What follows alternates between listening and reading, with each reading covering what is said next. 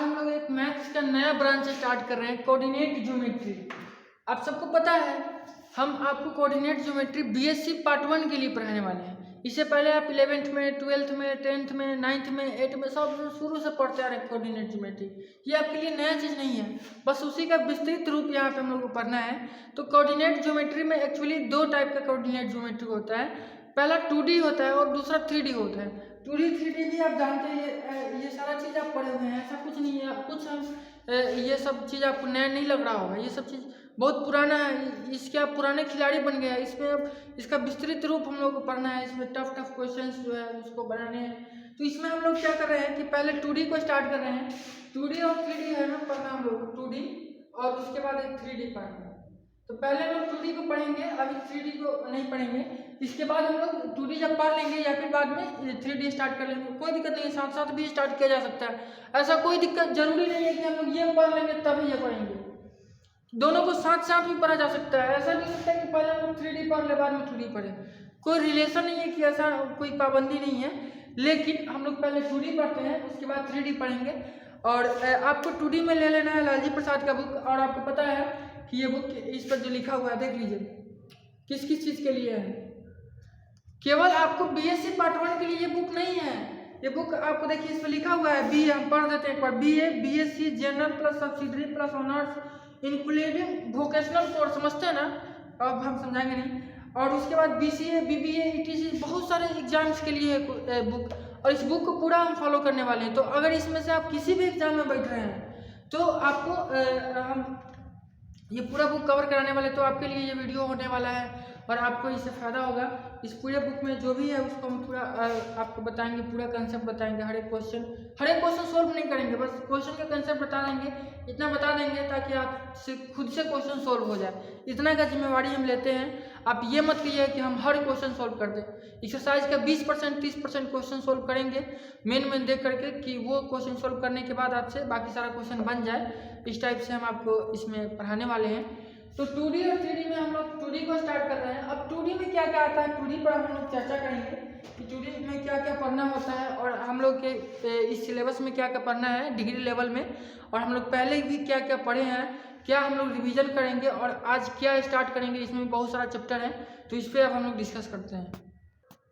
तो 2D में mainly हम लोग को पढ़ना रहता है circle, parabola, hyperbola, ellipse, straight line, ETC और भी बहुत सारा चीज़ पढ़ना रहता है। तो ये सब चीज़ आप 11th क्लास में पढ़े हुए हैं। ये कोई इसमें से आप कोई को नहीं कह सकते कि नया है हमारे लिए, हम इसको नहीं जानते हैं। और अगर आप नहीं जानते तो आप अपराधी हैं। 11th क्लास में आप पढ़े नहीं है सही से, 9th क्लास 8th क्लास में नहीं। स्ट्रेट लाइन तो शुरू से है भाई, स्ट्रेट लाइन 9th 10th से है। स्ट्रेट लाइन तो हम लोग को पढ़ना ही नहीं था, हम लोग पढ़ के ऑलरेडी पूरा खत्म कर चुके हैं, इतना पढ़े स्ट्रेट लाइन के बारे में बीएससी पार्ट 1 में नहीं पढ़ना है। इसको तो मैं एग्जाम्पल में लिखे हैं कि 2D में ये भी आता है, ठीक है। स्ट्रेट लाइन हम लोग बहुत ज़्यादा पढ़ लिए 11th में, इसके आगे हम लोग को नहीं पढ़ना है। हम लोग को यहाँ पे पढ़ना है सर्कल में नहीं पढ़ना है, सिस्टम ऑफ सर्कल्स पढ़ना है।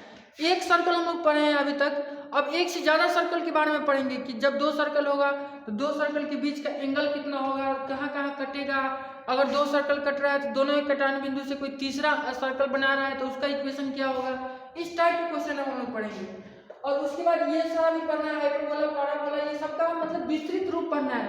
11th में हम लोग क्या पढ़े थे, केवल जाने थे कि पैराबोला क्या होता है, हाइपरबोला क्या होता है, एलिप्स क्या होता है, ये सारी चीज़ केवल समझे थे कि होता क्या है। मेन इसका जो यूज है वो हम लोग को यहाँ पढ़ना है, बीएससी पार्ट 1 में पढ़ना है। तो पहला चैप्टर हम लोग का है सिस्टम ऑफ सर्कल्स। तो सबसे पहले थोड़ा सा हम आपको बताना चाह रहे हैं कि 2D होता क्या है, 2D और 3D में अंतर क्या होता है। जैसे कि ये मेरे पास बुक है, तो आप क्या बता सकते हैं कि ये 2D में है कि 3D में है, कमेंट करके बताइएगा, ठीक है। देखिए अगर हम इसको ऐसे रखे हुए हैं तो आपको ये दिख रहा होगा ये 2D है, क्योंकि इसमें लंबाई है चौड़ाई है, आपको अभी इसमें मोटाई नहीं दिख रहा है, ठीक है। लेकिन अगर इसी बुक को ऐसे रख देंगे तो आप इधर से देखिएगा इसका कुछ लंबाई भी है और उसके बाद कुछ चौड़ाई भी है इसे, और उसके बाद कुछ मोटाई भी, मतलब ये बुक 3D में है, ठीक है। लेकिन अगर इसका ये पन्ना देखेंगे, अगर इसका मोटाई को नगण्य कर दे कि मोटा नहीं है, मतलब ये सीधा इसमें लंबाई और चौड़ाई है, तो ये 2D है। सबसे अच्छा आपको एग्जांपल हम देते हैं कि जिसका हम लोग क्या कर सकते हैं, आयतन निकाल सकते हैं, वो 3D है। और जिसका आयतन नहीं निकाल सकते, केवल क्षेत्रफल निकाल सकते हैं, मतलब केवल एरिया निकाल सकते हैं, वॉल्यूम नहीं निकाल सकते, वो 2D है। जिस चीज़ का हम लोग वॉल्यूम निकाल लेंगे वो 2D नहीं रहेगा, वो 3D है, और जिसका वॉल्यूम नहीं निकालेंगे वो हो जाएगा 2D। तो आपके अगर माइंड में कुछ भी आता है तो इस टाइप से आप इमेजिन करिएगा कि उसका हम वॉल्यूम निकाल सकते हैं कि नहीं निकाल सकते। अगर वॉल्यूम निकल गया तो 3D और वॉल्यूम नहीं निकला तो 2D। तो हम लोग को पहला चैप्टर इसमें पढ़ना है system of circles. System of circles,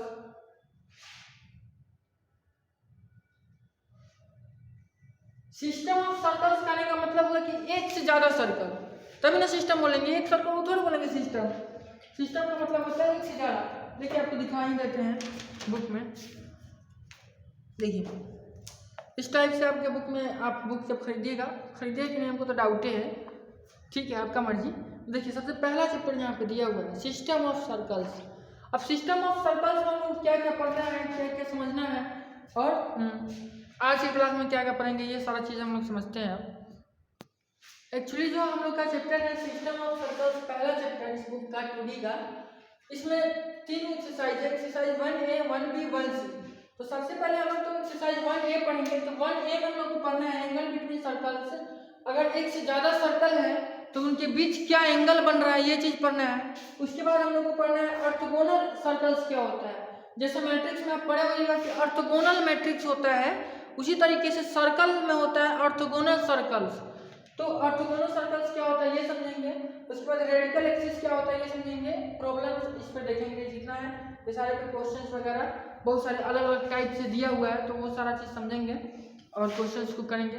तो ये एक्सरसाइज 1A में केवल पढ़ना है। 1B में क्या पढ़ना है, C में क्या पढ़ना है, पहले ये पढ़ लेंगे, उसके बाद उसको हम लोग डिस्कस करेंगे। ज़्यादा अगर बता देंगे तो फिर हो जाएगा कि वो भूल जाइएगा, फिर समझ में फिर दिक्कत होने लगेगा, ठीक है।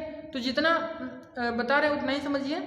और इसके बाद हम लोग स्टार्ट करते हैं एंगल बिटवीन सर्कल्स। लेकिन उससे पहले हम चाहते हैं कि सर्कल क्या होता है, कैसे बनता है, उसका इक्वेशन क्या होता है, उसमें रेडियस कैसे निकाला जाता है, सेंटर कैसे निकाला जाता है, ये सारा चीज़ आपको रिवीजन करा दें, क्योंकि हमको पता है कि आप लोग कर्मकोड़ी है, याद होगा नहीं, बहुत कम, मतलब 1-2% ही होता है जिसको जो रिवीजन करता है 11th पढ़ने के बाद। 12th तक थोड़ा बहुत रिवीजन भी रहता है, 11th का तो कोई सवाल ही नहीं है कि रिवीजन हो।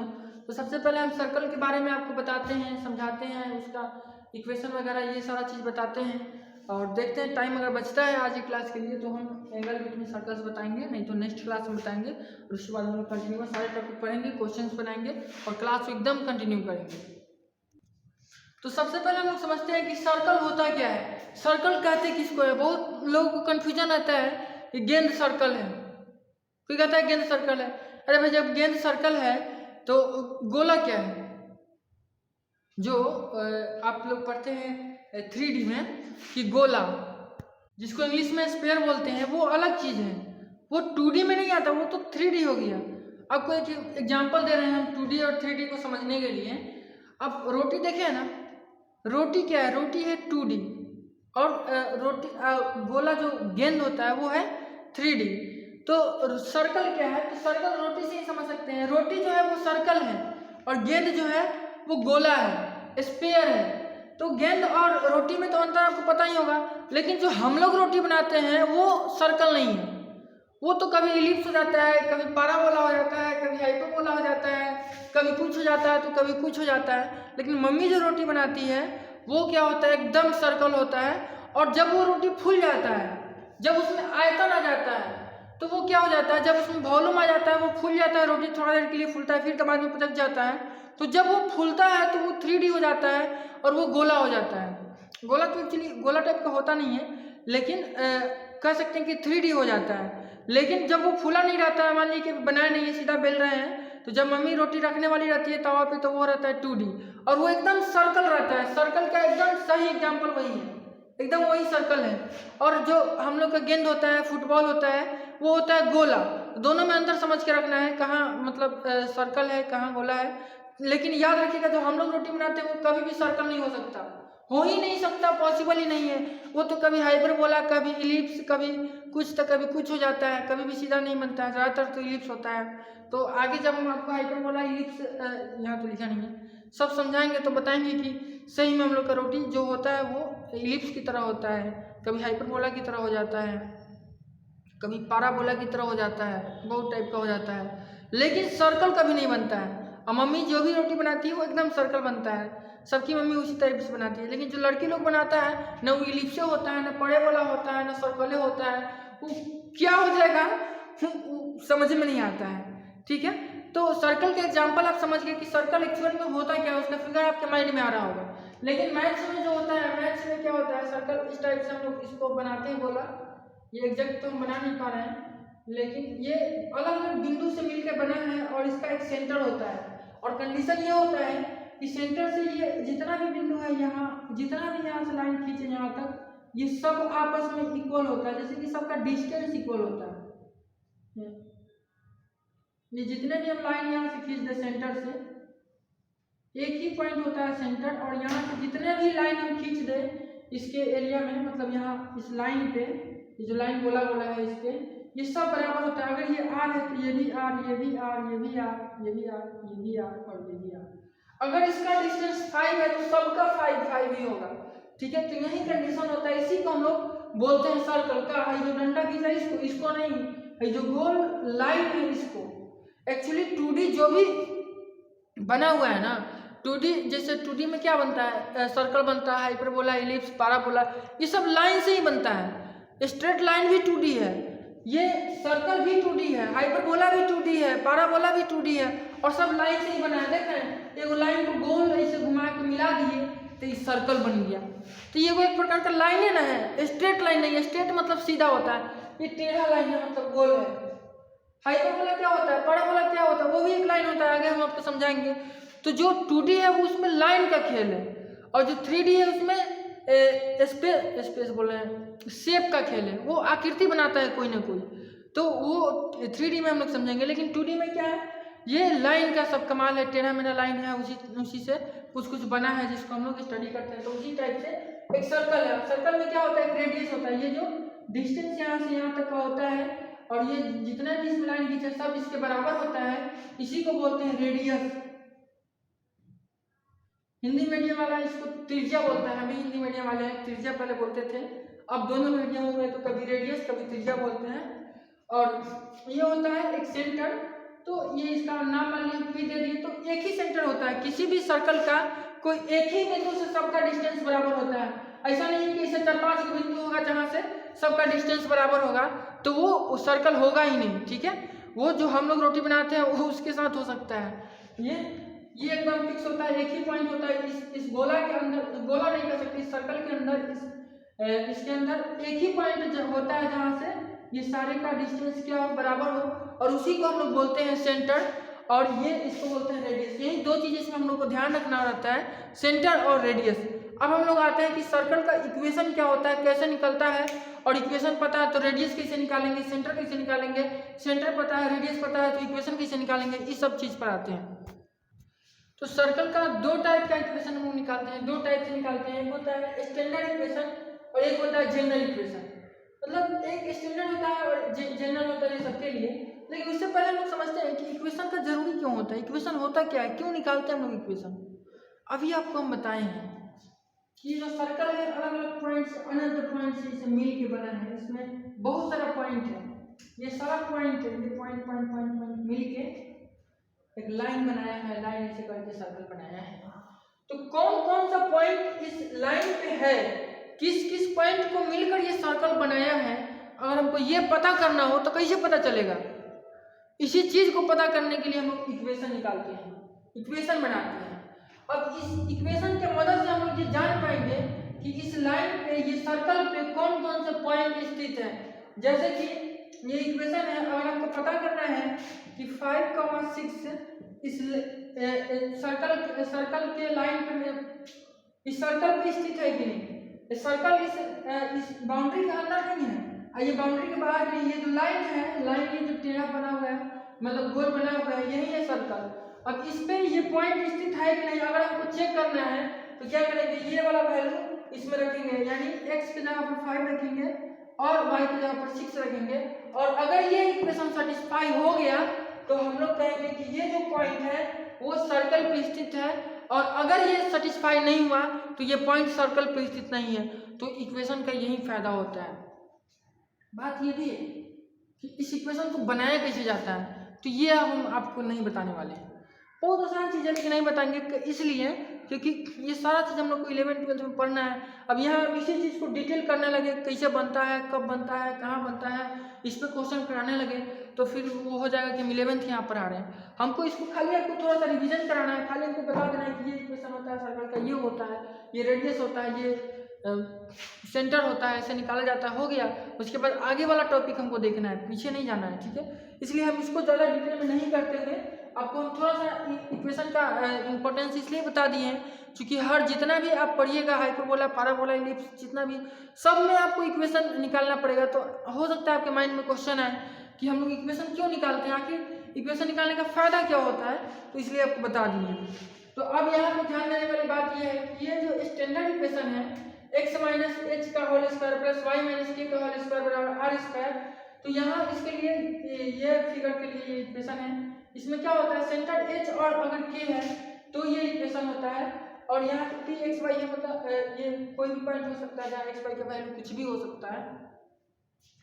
और जब सेंटर क्या हो माइनस जी माइनस एफ हो तो इक्वेशन इतना होता है, ये माइनस जी माइनस एफ क्यों है, ये सारा चीज आप ऑलरेडी पढ़े हुए 11th क्लास में। तो यहाँ से हम बस आपको ये बताना चाहते हैं ये यहाँ से रेडियस कैसे निकालेंगे और यहाँ से सेंटर कैसे निकालेंगे। तो यहाँ से जब भी ये वाला इक्वेशन दिया है तो सेंटर कितना होगा, माइनस जी माइनस एफ, ठीक है। और उसके बाद अगर ये वाला दिया हुआ है, अगर ये वाली इक्वेशन दी हुई है तो एच के क्या हो जाएगा, ये सेंटर हो जाएगा, रेडियस कितना हो जाएगा, आर हो जाएगा। और यहाँ अगर रेडियस निकालना हो तो इसमें रेडियस का फॉर्मूला होता है रूट अंडर जी स्क्वायर प्लस एफ स्क्वायर और माइनस सी, ठीक है। ये आर बराबर इसमें फॉर्मूला होता है, इसको आप याद कर लीजिएगा, ठीक है। 11th से तो आप याद करते आए हुए ही हैं, हमको पता है कि आपको याद नहीं होगा, इसको याद कर लीजिएगा, बार बार यूज जाएगा, ठीक है। तो ये हमको लग रहा है कि सर्कल के बारे में आपको थोड़ा बहुत नॉलेज दिए हैं, समझाए हैं, बताए हैं। अब इस पर हम क्वेश्चन कराने का कोई ज़रूरत नहीं है, ये सारा चीज़ आप 11th में पढ़े हैं, आप खुद से भी रिवीजन करके क्वेश्चन कर सकते हैं। लेकिन हम क्या करते हैं कि ये अब टॉपिक हम नेक्स्ट क्लास में करेंगे, क्योंकि थोड़ा देर में तो होने वाला है नहीं, समझाना पड़ेगा, आपको बताना पड़ेगा, और जिस दिन बताएंगे उसी दिन क्वेश्चन कराएंगे तो ज़्यादा इफेक्टिव होगा। इसलिए आज का क्लास यहीं तक रहने देते हैं, आप इसको इंट्रोडक्शन क्लास मान लीजिएगा। सिलेबस कल से स्टार्ट होगा, जहाँ से एंगल बिटवीन सर्कल्स, 2-3 सर्कल के बीच हम लोग कैसे एंगल्स को फाइंड करते हैं, ये यहाँ से हम लोग का टॉपिक स्टार्ट होता है। तो बस आज हम आपको पीछे का रिवीजन कराएं, बस इतना ही। मिलते हैं हम लोग नेक्स्ट वीडियो में। ये क्लास एकदम रेगुलर कंटिन्यू रहेगा, आप कंटिन्यू वीडियो देखिए।